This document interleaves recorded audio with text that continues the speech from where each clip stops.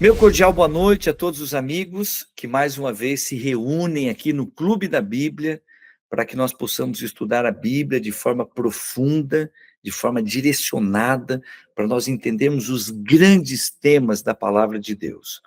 Neste segundo módulo, em que nós estamos avançando nas doutrinas fundamentais do cristianismo, relembrando que a palavra doutrina significa ensino, ensinamento. Nesse segundo módulo, nós estamos dando passos, abordando alguns temas muito específicos.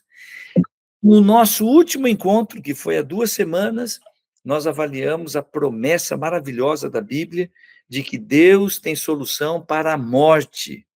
A morte não é o fim de todas as coisas, essa é uma promessa maravilhosa da palavra de Deus.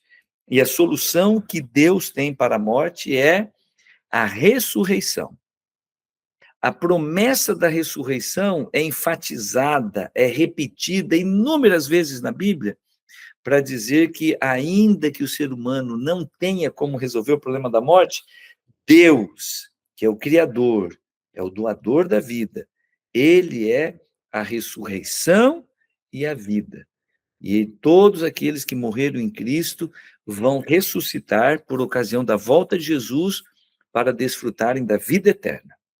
Mas aí surge a pergunta: quando a pessoa, no intervalo entre a morte e a ressurreição, o que que acontece? Como que é esse processo da morte?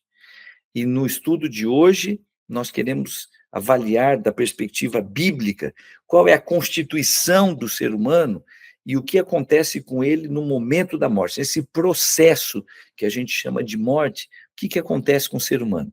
E aí, evidentemente, também já vem aquela pergunta, né? Eu tenho uma alma ou eu sou uma alma? Eu sou um ser espiritual, ainda que eu tenha dimensão física, ou eu tenho um espírito que habita o meu corpo? Deu para entender a pergunta? Você precisa acompanhar o estudo de hoje, em que nós vamos abrir a palavra de Deus e vamos procurar responder a estas questões. Eu quero convidar o meu amigo Tiago Pessoa, que é uma das pessoas que lidera o projeto do Clube da Bíblia, ele nos dá o suporte tecnológico, e olha só a coincidência, o autor desse projeto, o dono desse espaço, se chama Tiago de Benedito. E o Tiago está numa viagem de férias, começou a viagem hoje, vai ficar aí algumas semanas fora, e ele deixou aqui o xará dele, o Tiago Pessoa, que é uma pessoa, com perdão da redundância, tá, Tiagão? Tiago Pessoa, que é uma pessoa maravilhosa. Olha o outro Tiago aí, o dono do espaço. Deve estar no aeroporto essa hora. Tiago, caiu aqui o contato, a tua imagem, mas ele passou ali bem rapidinho e deu um tchauzinho para a gente. Então, Tiago Pessoa vai fazer oração pedindo a bênção do Pai do Céu para o nosso estudo de hoje. Oremos. Querido Deus, maravilhoso Pai, muito obrigado porque o Senhor está nos dando mais essa oportunidade de nos reunirmos aqui para estudar a Tua Palavra. Amém. A Deus, pedir, por favor, que o Seu Santo Espírito entre no nosso coração, na nossa mente, nos ajudando a entender e, assim, aumentando nossa compreensão, possamos cada vez mais amar o Senhor e também Amém. entender que as Suas promessas são maravilhosas e o Senhor as cumprirá, porque o Senhor é um Deus maravilhoso, um Deus verdadeiro e que nunca falha. Amém. Pedimos a tua direção, nos conduza, nós fazemos isso pedindo tudo e agradecendo em nome de Jesus. Amém. Amém. Amém. Muito bem. Se nós queremos avaliar a constituição humana, se a gente quer ter uma bagagem de antropologia bíblica, a gente pode lançar mão do primeiro livro da Bíblia. O primeiro livro da Bíblia se chama Gênesis. É uma palavra grega e a tradução seria origens, ou, se você preferir, princípio. É o livro das origens, é o livro do princípio de todas as coisas. No primeiro módulo, nós tivemos uma aula com a presença do jornalista e mestre em teologia, o pastor Michelson Borges, onde a gente avaliou algumas evidências que apontam para a literalidade do relato da criação. De forma especial, não apenas a criação, mas a história a narrativa que nós encontramos do capítulo 1 até o capítulo 11 do livro de Gênesis.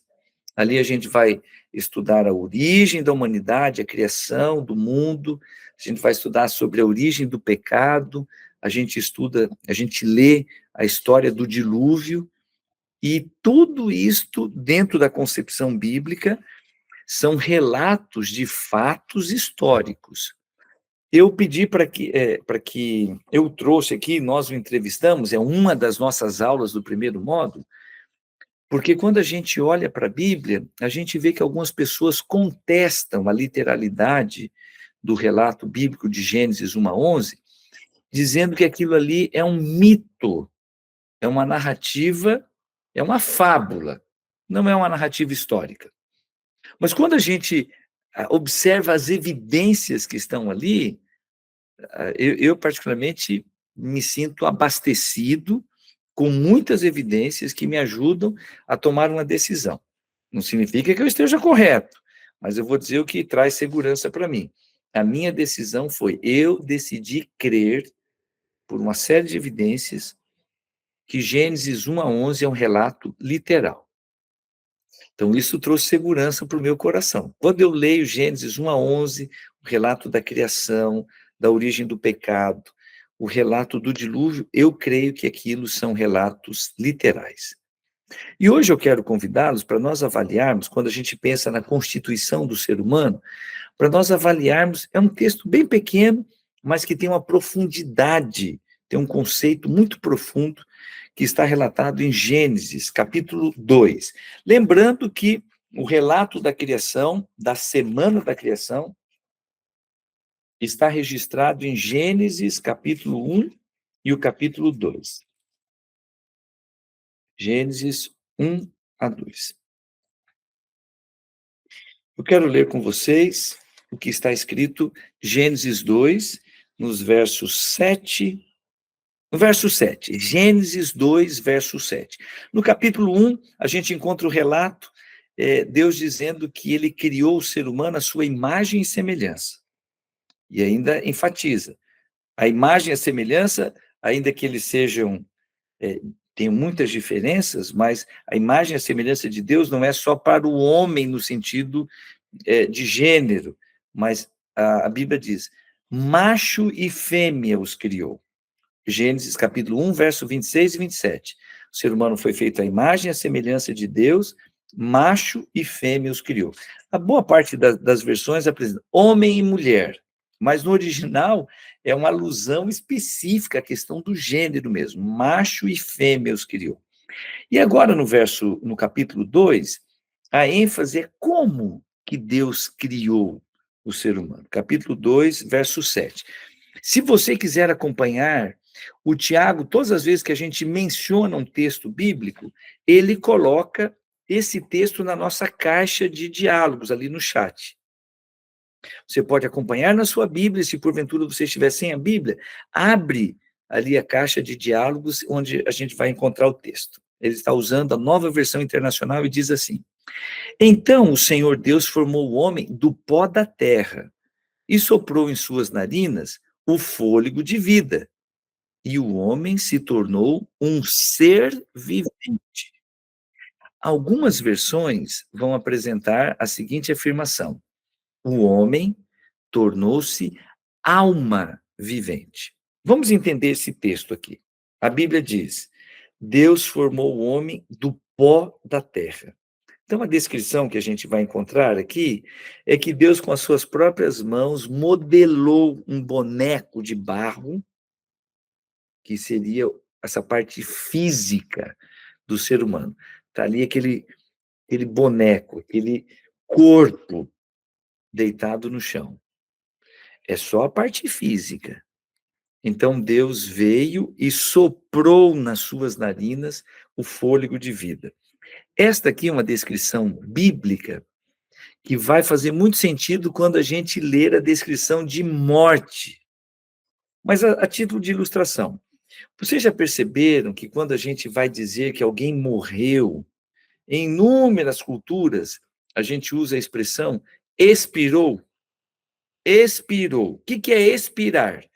é soltar o ar, e no caso da morte, é soltar o ar pela última vez. Fulano expirou. Não puxou o ar de novo. Não inspirou novamente. Morreu. Expirou. Saiu o fôlego de vida dele. No caso da criação, diz que havia um corpo, parte física, e agora vem Deus e sopra nas narinas dele fôlego de vida. E Adão inspira pela primeira vez. Deus soprou nas suas narinas e ele inspirou. Eu não sei quantos de vocês aqui que estão me ouvindo são pais e talvez tenham feito a mesma brincadeirinha, bem boba, na verdade, mas a mesma brincadeirinha que eu fazia com os meus filhos quando eles eram pequenos. O bebezinho, de forma meio, assim, por um impulso natural, se você sopra, pode soprar suavemente no rostinho do nenê, ele inspira.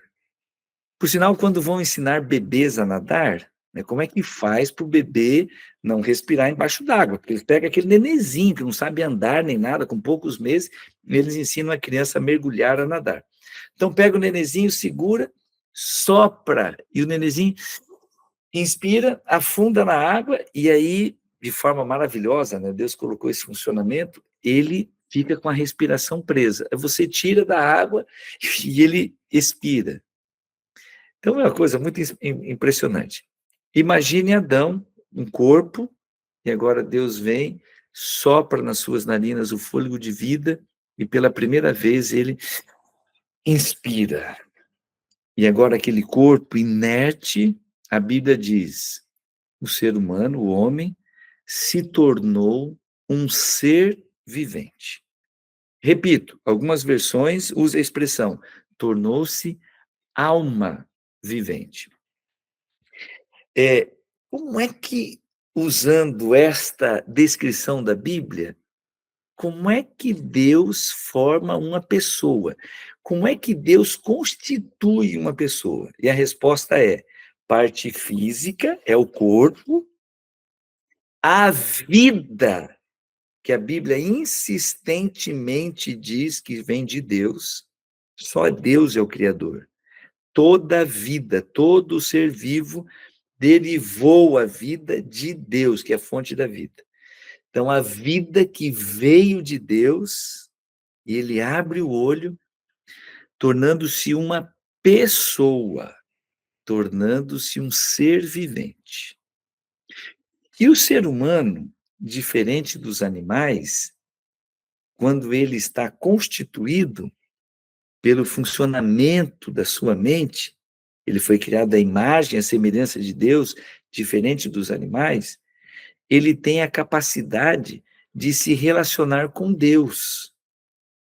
Ele tem, é só o ser humano na criação aqui da Terra, que tem a capacidade de olhar para cima, acima da linha do horizonte, e dizer, meu Deus, meu Criador. Eu tenho aqui em casa 2 cachorrinhos, inteligentíssimos.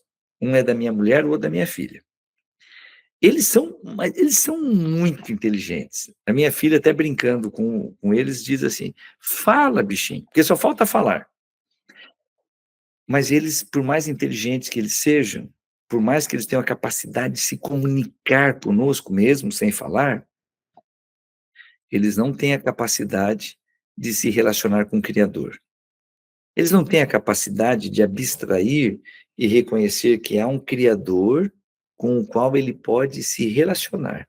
Só o ser humano tem essa capacidade. E esta é uma distinção muito grande na Bíblia, que faz a separação entre os animais e os seres humanos criados à imagem e à semelhança de Deus.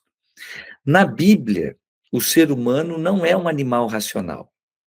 Nós temos, ainda que essa seja uma expressão muito difundida, especialmente dentro da biologia como uma ciência, e para algumas pessoas, mas é uma questão de interpretação. Eu estou aqui me baseando na Bíblia para fazer uma abordagem de antropologia do estudo do ser humano na perspectiva da Bíblia. Na perspectiva da Bíblia, nós não podemos dizer que o ser humano é um animal racional. Nós temos os animais, toda a criação, sejam os animais do ar, da água, da terra, toda a criação, do mais minúsculo e microscópico ser até o maior dos animais, todos eles estão classificados como animais. E o ser humano? O ser humano acima dos animais, criados à imagem e à semelhança de Deus. Pouco abaixo dos anjos, é a expressão do salmista lá no Salmo 18. Deus criou o ser humano com uma capacidade que os animais não têm, que é essa dimensão espiritual, a capacidade que o ser humano tem de se relacionar com o Criador, reconhecendo-o como seu Deus. Bom, vou repetir. Como que é a constituição do ser humano? Parte física, parte imaterial, que é a vida que Deus concedeu ao ser humano, e ele se tornou um ser vivente, uma pessoa vivente.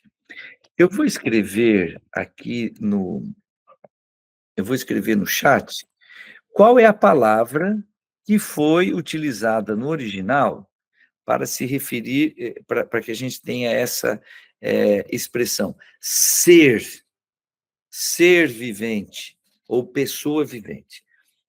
Por muitos anos, nas nossas Bíblias em português, a gente traduzia esse texto como alma vivente. Alma vivente, a palavra que é traduzida como alma, é a palavra nefesh. Nefesh pode ser traduzida como alma, eu vou colocar aqui a tradução. Tradução. Tem basicamente 3 traduções. Pode ser traduzida como alma, como vida, como pessoa. Essas são as principais traduções quando a gente tem a palavra alma, nefesh, quando a gente tem a palavra nefesh.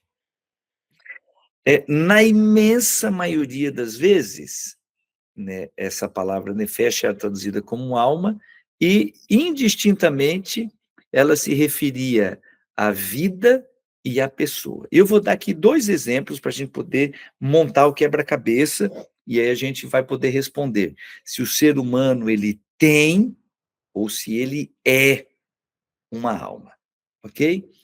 A primeira, o primeiro texto está em Reis, 1 Reis, capítulo 17, versos 21 a 23. 1 Reis, capítulo 17, verso 21 a 23. Eu vou contextualizar aqui rapidamente.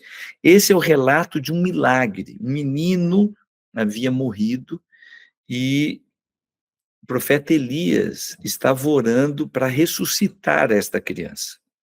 Para que ele estava pedindo, Senhor, essa criança não pode morrer, vai ser uma tragédia. Mas o Senhor é Deus Todo-Poderoso, por favor, Pai, faz um milagre. 1 Reis, capítulo 17, versos 21 a 23. Tiagão, quando você puder colocar no chat, falei agora há pouco que eu tenho 2 cachorros e um deles resolveu vir participar do estudo. Esse aqui é o Ted, um Yorkshire inteligente, barbaridade, só falta falar, mas não vai participar do estudo, não, pode ir para lá. Então vamos lá, para o texto. 1 Reis, capítulo 17, verso 21 a 23. Falando do profeta Elias. Então ele se deitou sobre o menino 3 vezes e clamou ao Senhor. Ó Senhor, meu Deus, faze voltar a vida a este menino. O Senhor ouviu o clamor de Elias, e a vida voltou ao menino, e ele viveu.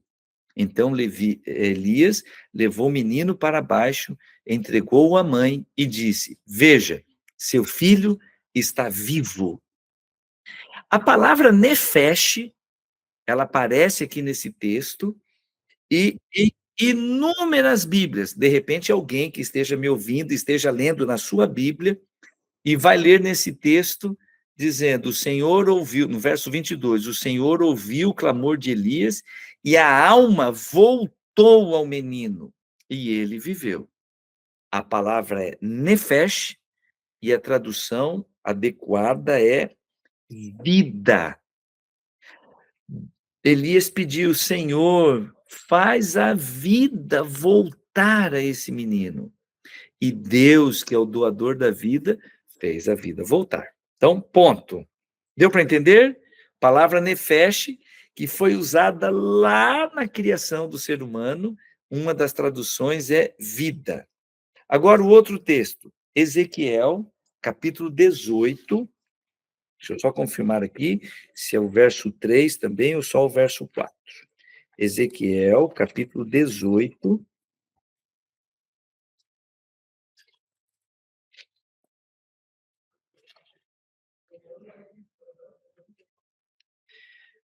Exatamente, verso 4. Ezequiel, capítulo 18 e o verso 4. Nesse texto, a palavra nefesh, ela vai ser traduzida de outra maneira. A Bíblia que eu tenho aqui nas minhas mãos vai traduzir nefesh como alma. E aí eu vou ler aqui na minha Bíblia e você vai entender a diferença na versão aqui que o Tiago está usando. Na minha Bíblia diz assim, Ezequiel capítulo 18 e o verso 4. Eis que todas as almas são minhas, como a alma do Pai, também a alma do Filho é minha. A alma que pecar, essa morrerá. Numa tradução mais adequada, a gente poderia dizer, Deus está dizendo, agora traduzindo a palavra nefesh por pessoa, Deus está dizendo, eis que todas as pessoas são minhas, tanto o Pai quanto o Filho. A pessoa que pecar, essa morrerá. Então, aqui no original, esta frase é muito contundente. A alma que pecar, essa morrerá.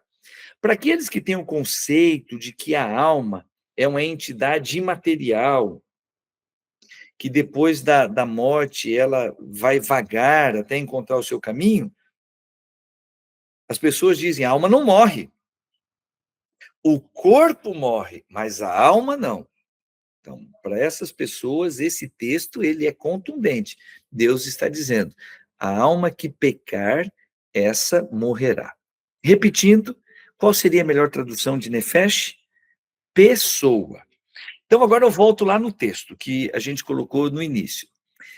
Gênesis capítulo 2, verso 7. Deus formou o ser humano do pó da terra, a dimensão física, soprou nas narinas esse milagre que é a vida. É um milagre, é um mistério, que é essa questão imaterial. Deus soprou nas suas narinas o fôlego de vida e ele tornou-se ser vivente. Ele tornou-se uma pessoa vivente. Repito, algumas versões usam a expressão ele tornou-se uma alma vivente. Por que eu estou falando tudo isso? Para chegar no seguinte ponto. Se alguém perguntar para a Bíblia, o ser humano é uma alma ou ele tem uma alma? A resposta da Bíblia é: o ser humano é uma alma. Tá? A alma, a pessoa do ser humano, ela é constituída como? Ela é constituída por parte física, que é o corpo, uma parte imaterial, que é a vida que vem de Deus, que é esse milagre maravilhoso que não tem explicação, que é a grande evidência de que existe um Criador. E quando a gente une o corpo à vida, você tem uma pessoa. É essa a descrição do ser humano, da constituição humana. Como é que acontece na morte, se a gente entende dessa maneira? O que acontece? Como que é o processo da morte? Eclesiastes, capítulo 12 e o verso 7. É um versinho bem pequenininho, e ali a gente vai fazer alusão, é uma pequena descrição de como é a morte. A gente fez a descrição de como Deus criou, como trouxe à vida uma pessoa. E agora é a descrição de como as coisas acontecem na morte. Uma pequena observação. Eclesiastes, capítulo 12, está numa linguagem poética, e o rei Salomão está dizendo assim, jovem, capítulo 12, verso 1, jovem, lembre-se do seu Criador enquanto você é jovem, nos dias da sua mocidade. Antes que venham os maus dias, esses maus dias são os dias da velhice. E aí ele vai descrevendo. Antes que venham os maus dias, nos quais venha dizer que você não tem prazer de viver.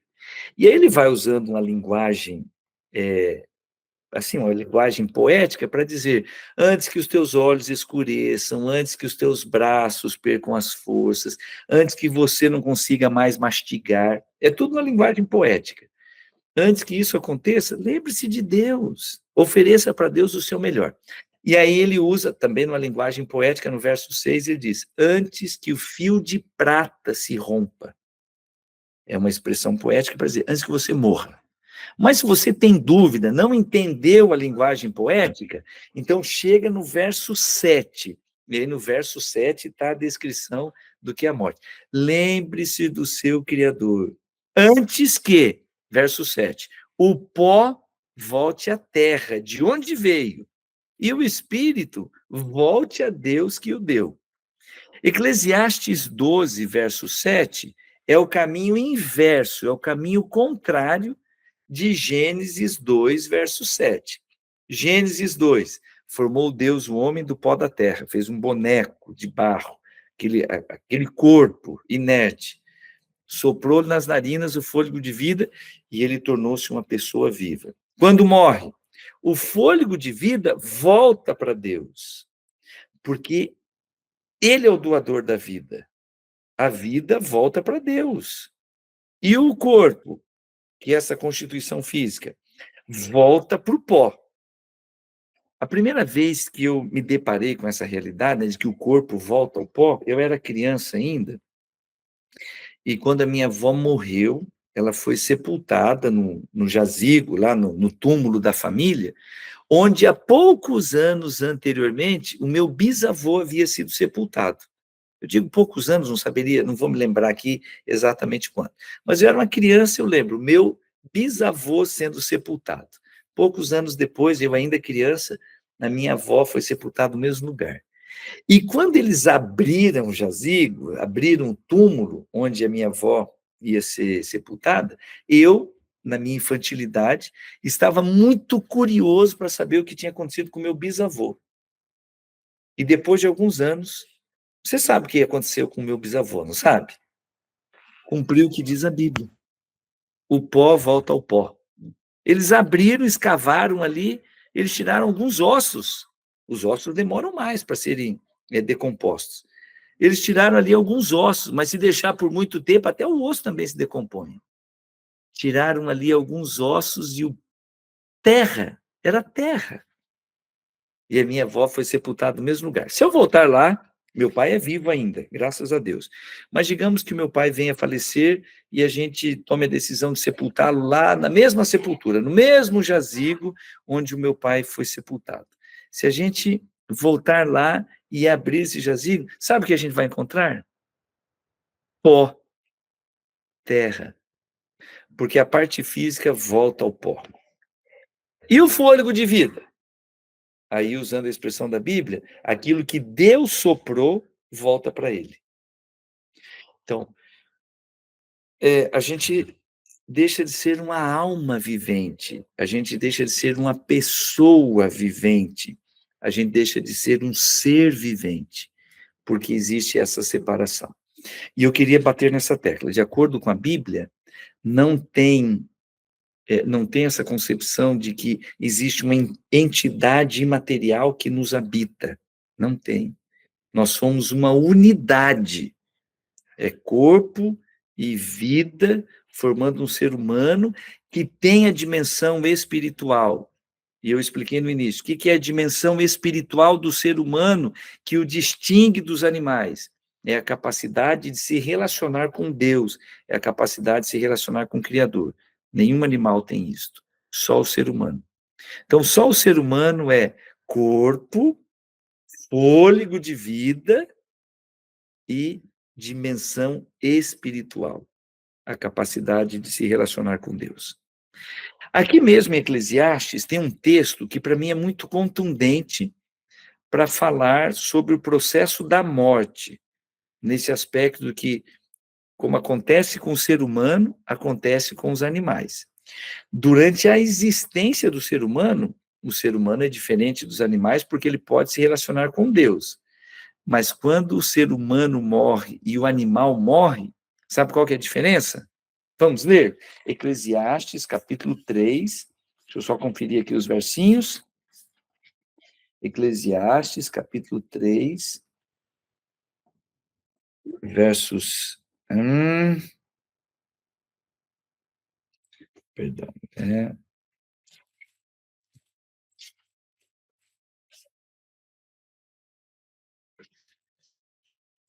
Ô, meu pai.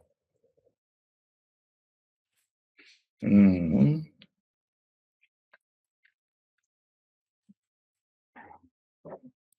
Eclesiastes, capítulo 3, do verso 19 até o verso 22. Eclesiastes, capítulo 3, versos 19 até o 22.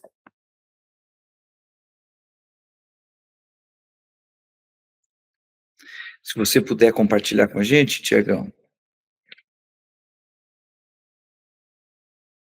Eu vou ler aqui pelo chat o mesmo texto que você pode ler ou você pode acompanhar na sua Bíblia. O destino do homem é o mesmo do animal. O mesmo destino os aguarda. Assim como morre um, também morre o outro. Todos têm o mesmo fôlego de vida. O homem não tem vantagem alguma sobre o animal. Nada faz sentido. Todos vão para o mesmo lugar. Todos vieram do pó e ao pó todos retornarão. Quem pode dizer se o fôlego do homem sobe às alturas e o fôlego do animal desce à terra? É uma pergunta retórica, tá? E eu paro por aqui. Daí tem a continuação para a gente terminar ali o capítulo. Mas essa pergunta retórica na minha Bíblia diz assim: quem disse que o fôlego do homem sobe às alturas e do animal desce para a terra? Não tem essa distinção. O processo da morte é o mesmo para o ser humano e para o animal. Aí você vai dizer, e qual seria a diferença entre o ser humano e o animal? Esse foi o tema da nossa última aula. Ressurreição. Para o ser humano, haverá ressurreição. Para o animal, não.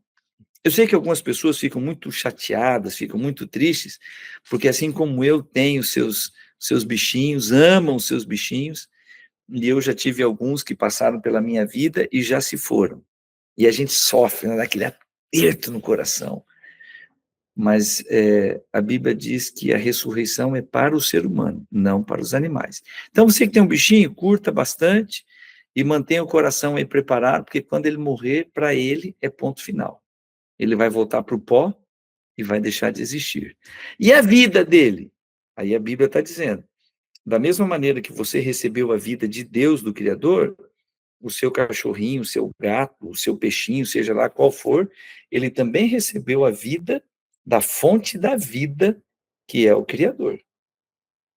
E, no caso deles, depois que morrerem, não vão ressuscitar. E no caso do ser humano, como disse a palavra de Deus, e nós lemos esse texto nas palavras de Jesus, aqueles que tiverem praticado o bem vão ressuscitar para a ressurreição da vida, e os que tiverem praticado o mal vão ressuscitar para a ressurreição do juízo. Resumindo, e a gente já está indo aqui para o final, tá bom? Vamos resumir. Então, pastor, deixa eu ver se eu entendi, você pode estar perguntando. O ser humano não tem uma entidade material que o habita. É isso mesmo? É isso mesmo. Mas de onde é que veio essa concepção, né, de corpo, espírito, corpo e alma, dependendo a crença que a pessoa tem, ela usa uma expressão ou outra. Quando a gente olha na história, no desenvolvimento do cristianismo, da religião, a gente percebe que houve um momento de uma simbiose, de uma mistura entre a filosofia grega e a mensagem bíblica. A mensagem bíblica é essa que nós apresentamos agora. O ser humano não tem uma alma, ele é uma pessoa, ele é um ser vivente, ele é uma alma. O ser humano é alma vivente, é uma pessoa. Mas, de acordo com a filosofia grega, especialmente na abordagem filosófica de Platão, que é considerado um dos pais da filosofia, Platão ele concebia a ideia do mundo físico e do mundo imaterial. Estou usando aqui das minhas palavras, tá? Do mundo físico e do mundo imaterial. E ele dizia, esse mundo físico aqui, as coisas físicas, elas são passageiras, elas são efêmeras. Mas as coisas do mundo espiritual, do mundo das ideias, elas são eternas. E o ser humano, ele tem a dimensão física e ele tem a dimensão espiritual, que é essa dimensão que habita, essa entidade que habita o ser humano. Então, a partir dessa concepção, a antropologia do cristianismo, ela foi, nessa mistura, ela foi afetada dessa forma. Mas eu queria, mais uma vez, repetir, não é o ensinamento da Bíblia. A Bíblia olha para o ser humano como sendo indivisível. Não tem como você separar uma coisa da outra. Aí eu vou separar o corpo para cá, eu vou separar o espírito para cá. O corpo vai para a terra e o espírito continua vivendo. Não é o ensinamento da Bíblia. A Bíblia fala de corpo, fôlego de vida, espírito de vida, como diz algumas traduções, e aí quando a pessoa morre, aquilo que é físico volta para a terra, e esse milagre, que é uma questão imaterial, que não é palpável, esse milagre, esse mistério da vida, volta para Deus, é a linguagem que a Bíblia usa para dizer que a vida que é originada em Deus volta para Deus. Pastor, mas eu li um texto no Novo Testamento em que o apóstolo Paulo está falando que é para Deus santificar o corpo, a alma e o espírito. Como que é isso? Podemos ler esse texto? Eu quero convidá-los para lerem 1 Tessalonicenses, a carta que o apóstolo Paulo escreveu aos cristãos de Tessalônica, 1 Tessalonicenses, capítulo 5, e o verso 23. 1 Tessalonicenses, capítulo 5, e o verso 23. Até agora, nós lemos textos do Antigo Testamento. Esse vai ser o único texto que nós vamos ler no Novo Testamento, mas para fazer menção a isso que a gente está apresentando. 1 Tessalonicenses, capítulo 5, verso 23. Vou ler aqui na versão que o Tiago está compartilhando aqui conosco no chat, e você pode acompanhar na sua Bíblia. Talvez haja uma palavrinha ou outra diferente, mas a mensagem é a mesma. O apóstolo Paulo diz que o próprio Deus da paz o santifique inteiramente. Olha só, está falando integralmente, inteiramente. Que todo espírito, alma e corpo de vocês seja conservado irrepreensível na vinda de nosso Senhor Jesus Cristo. Está vendo, pastor? Ele está falando de corpo, alma e espírito. Ou espírito, alma e corpo. O apóstolo Paulo, diferente do que aconteceu com o Antigo Testamento, o apóstolo Paulo, ele escreveu o Novo Testamento em grego. Então, as palavras que estão ali, eu até vou colocar aqui as palavras originais em grego. Espírito, pneuma. Tradução de pneuma é espírito.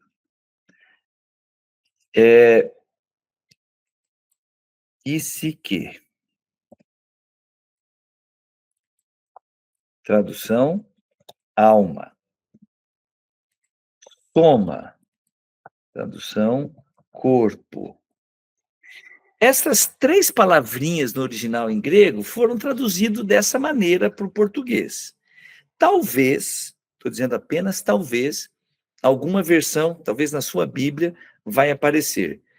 O próprio Deus da paz o santifique em tudo. Que todo espírito, mente e corpo sejam conservados irrepreensíveis. E aqui a gente já consegue matar a charada. Você percebe que o apóstolo Paulo, quando ele diz que o Deus de paz vos santifique inteiramente, integralmente, ou em alguma versão diz, vos santifique completamente, em todas as suas dimensões, ele está falando que o ser humano ele tem essas dimensões. Nós temos a dimensão física, Deus, ele quer santificar o nosso corpo. Ele se preocupa com o que a gente come, ele se preocupa se a gente faz atividade física. Deus, ele quer nos santificar na dimensão física. Deus quer nos santificar na dimensão mental, emocional. Eu tenho uma filha que é psicóloga, ela fez uma faculdade de psicologia. E aí você já matou a charada, né? A palavra psicologia vem de psique, é o estudo da alma, da mente humana. Psique é mente, é a dimensão emocional, mental, intelectual. Deus se preocupa com com o meu estado emocional. Deus se preocupa como está a minha mente. Ele quer me santificar, ele está preocupado se eu tenho mágoas, se eu estou estressado, se eu vivo atormentado pela ansiedade. Deus, ele tem preocupação com a minha dimensão mental, emocional. E aí, finalmente, Deus tem a preocupação com a minha dimensão espiritual. Ainda que a minha vida espiritual esteja sediada na minha mente, Deus, ele tem a preocupação se eu estou me relacionando com ele. A dimensão espiritual do ser humano, ela poderia ser concentrada nisso, no meu relacionamento pessoal com ele, num relacionamento que envolve fé, que envolve dependência, confiança, no meu relacionamento que envolve esperança, que envolve obediência à vontade dele. Deus quer me santificar espiritualmente. Então, eu, como ser humano, eu tenho a dimensão física, mental, espiritual. Eu tenho a dimensão do meu corpo, da minha mente, com as minhas emoções, e eu tenho a dimensão do meu relacionamento com Deus. Repito, Deus quer me santificar integralmente, completamente. Mas aqui eu não vou encontrar uma abertura para interpretar que o ser humano ele tenha 3 partes que se separam na morte. Não é isto. Um ser humano vivo, um ser vivente, uma alma vivente, como diz o Antigo Testamento, uma pessoa viva, ela integralmente tem a dimensão física, mental, emocional e espiritual. E é isso que a Bíblia quer dizer quando ela fala: Deus está preocupado com o seu espírito, Deus está preocupado com a sua alma, Deus está preocupado com o seu corpo. Nas palavras de Jesus, inúmeras vezes, ele vai intercambiar de acordo com. Isso também acontece, evidentemente, né? Com a língua portuguesa, de acordo com o contexto. Então, por exemplo, Jesus disse: não tenham medo daqueles que podem matar o corpo de vocês. Tenham medo daquele que pode fazer a alma de vocês perecer no inferno. Pode mandar a alma de vocês para o inferno. O que Jesus quis dizer com essa expressão? Não tenha medo dessa morte física, porque a morte física tem solução.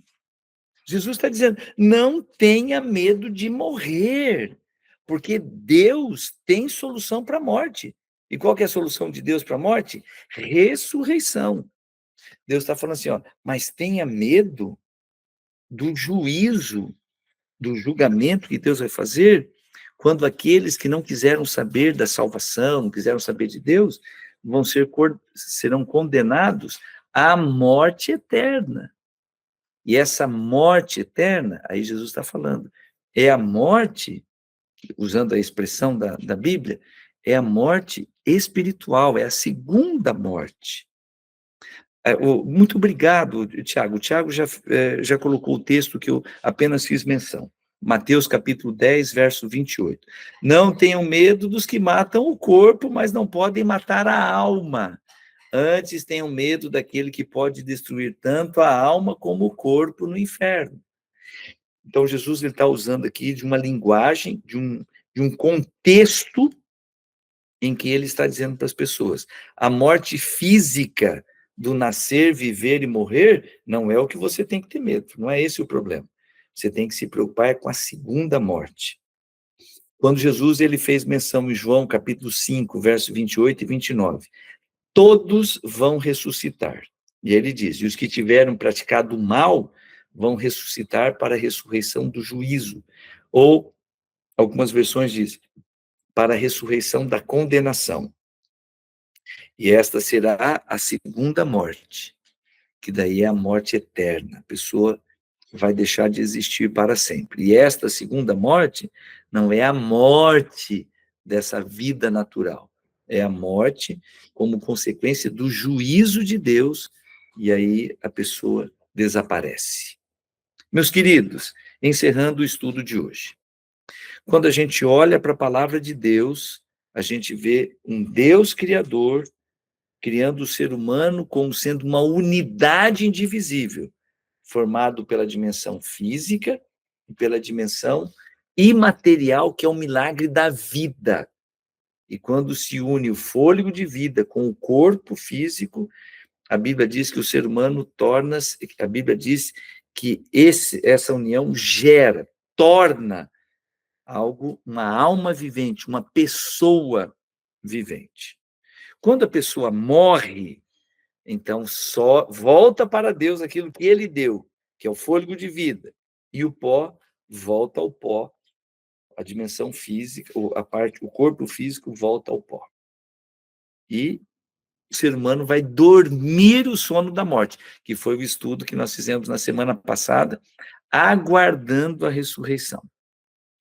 Tá, pastor, mas lá no Novo Testamento está falando de corpo, alma e espírito. Sim, a Bíblia, insistentemente, no Novo Testamento, de maneira especial, ela vai usar essa didática, essa abordagem, para dizer: nós somos uma unidade, mas nós temos a dimensão física, que Deus valoriza muito, nós temos a dimensão mental e emocional, que Deus valoriza muito, e nós temos a dimensão espiritual, que Deus valoriza muito, que é o nosso relacionamento pessoal com ele. Tem uma observação, uma pequena observação. O apóstolo Paulo, ele está colocando aqui como se fosse numa ordem de prioridades. O Deus de paz santifique vocês inteiramente. O Espírito, essa dimensão do meu relacionamento com o Criador. A alma, a minha mente, psique, a dimensão mental e emocional. E também o meu corpo. Os três são muito importantes. E um depende do outro e um afeta o outro. Quantas e quantas pessoas estão padecendo de úlceras, gastrite, úlcera? Não é por causa do que come, é por causa da mente. Você já ouviu a expressão úlcera nervosa? Você já ouviu a expressão gastrite nervosa? Questão mental, emocional, afetando o corpo e deixando a pessoa doente fisicamente. A gente dá um nome para isso de doenças psicossomáticas.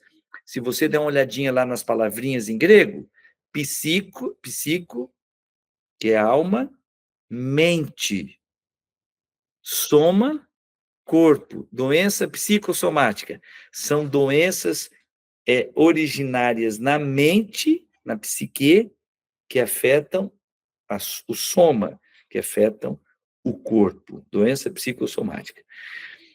Então, muitas pessoas estão com o físico doente por causa da mente, e muitas pessoas estão com a mente doente por causa do físico. E aí a gente está cansado de ver os estudos falando sobre isso, de pessoas afundadas em depressão e ansiedade, porque os seus hábitos de vida, envolvendo alimentação, envolvendo atividade física, ou, na verdade, não tendo atividade física, vão apequenando, vão comprometendo a mente, a ponto de que a pessoa esteja fragilizada para as doenças mentais. Não é incrível que uma forma de prevenir Alzheimer seja fazer caminhadas diárias? É impressionante, né? Nadar, praticar atividade física é uma maneira de prevenir Alzheimer. Não é incrível que quando uma pessoa é diagnosticada com depressão, o médico passa ali um remedinho e depois embaixo ele escreve: frequente academia pelo menos 3 vezes por semana? Ah, mas depressão é uma doença mental, o que que tem a ver eu ir para academia 3 vezes por semana? A ciência está batendo nessa tecla. Nós somos seres indivisíveis. O corpo, a alma e o espírito, eles estão intimamente interligados. Não é incrível que a ciência está apresentando que a prática da oração nos ajuda a baixar a pressão arterial? Mas o que que tem a ver oração, a prática da oração, com a pressão arterial? Enquanto a gente está orando, a pressão arterial muda. Hábitos espirituais do meu relacionamento com Deus que me afetam o corpo, que me afetam a mente e que transformam a minha vida. Se eu tivesse que desafiar você a buscar plenitude de vida, eu desafiaria você a seguir esses passos da palavra de Deus, pedindo: Senhor meu Deus, me santifique, me transforme inteiramente, começando pelo meu relacionamento contigo, depois para as minhas emoções, a minha mente, e finalmente que tudo isso gere vida, saúde para o meu corpo. Senhor, me ajuda a ter hábitos em que o meu corpo esteja saudável e, por consequência, a minha mente esteja lúcida e, como resultado, eu tenha mais sensibilidade para me relacionar com o Senhor. É esse o ensinamento da Bíblia. Deus abençoe você. Eu quero encerrar fazendo uma oração. Acabei estourando o meu tempo aqui. Passamos já das 21 horas, pedindo para o Pai do Céu que o estudo de hoje ele seja significativo para nós e nos ajude a nos enxergarmos pelos olhos de Deus, pelos olhos que Ele coloca na Bíblia. E termos sido criados à sua imagem e semelhança, e temos dimensões que precisamos zelar, cuidar, proteger, santificar com a bênção dEle. Vamos orar. Pai do céu, muito obrigado pela promessa de que nós não estamos abandonados aqui nesse mundo, porque nós temos a nossa origem em Ti. O Senhor é o nosso Criador. E o Senhor nos criou para nos relacionarmos contigo. O Senhor nos criou a sua imagem e semelhança. Muito obrigado, Pai amado. E que a gente tenha sabedoria para viver esta vida de acordo com a tua vontade e que o teu sonho de nos santificar integralmente possa se realizar na nossa vida. Oramos em nome de Jesus. Amém. Um grande abraço a todos vocês. Uma alegria termos nos encontrado mais essa segunda-feira e, pela graça de Deus, na próxima segunda estaremos juntos novamente. Uma boa noite a todos e até lá.